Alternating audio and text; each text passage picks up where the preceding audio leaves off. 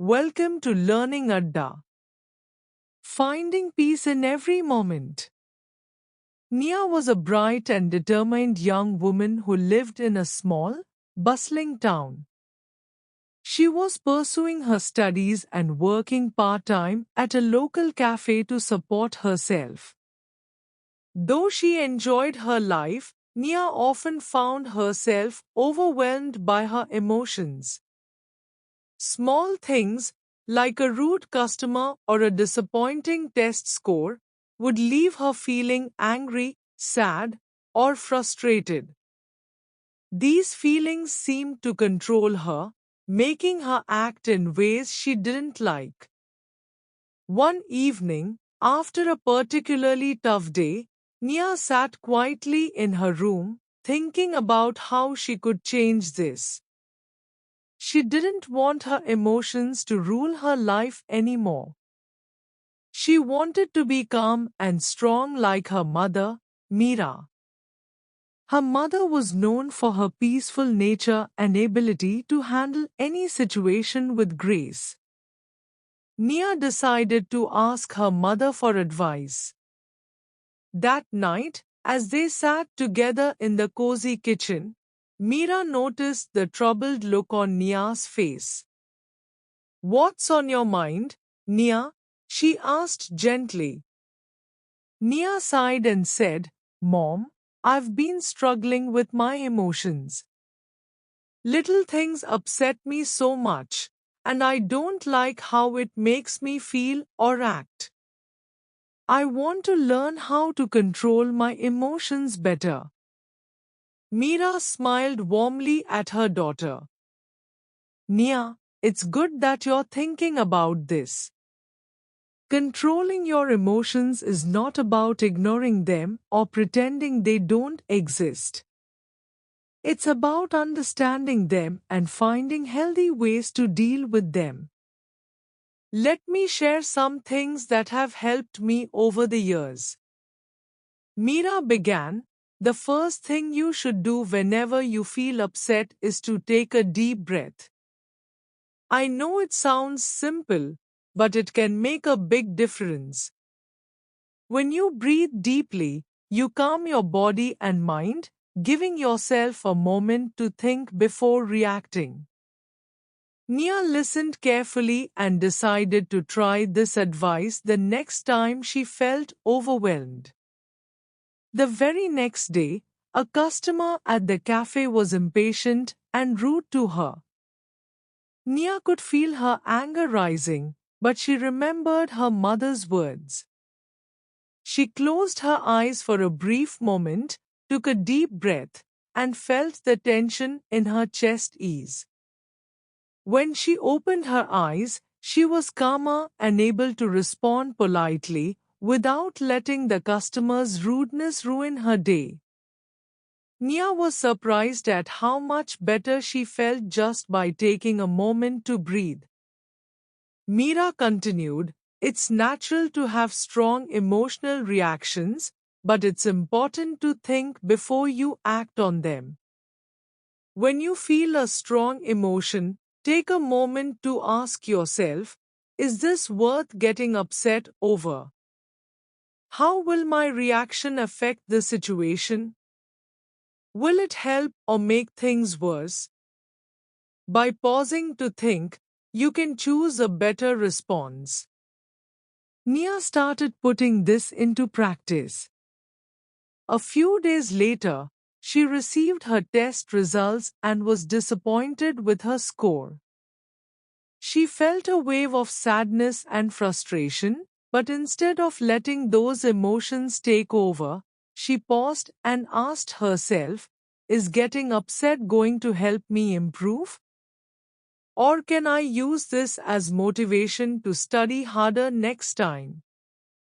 By thinking before reacting, Nia was able to shift her focus from disappointment to determination, which made her feel more in control of the situation.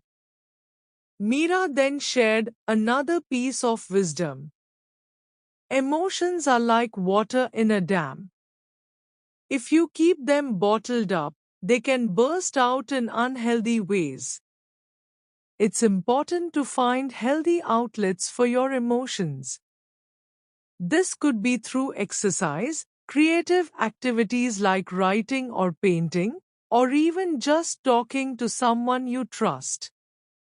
Nia thought about this and realized she often kept her feelings inside, which made them build up until they became overwhelming. She decided to find ways to release her emotions in a healthy manner. She started taking long walks in the evening, letting the rhythm of her footsteps and the fresh air help her unwind.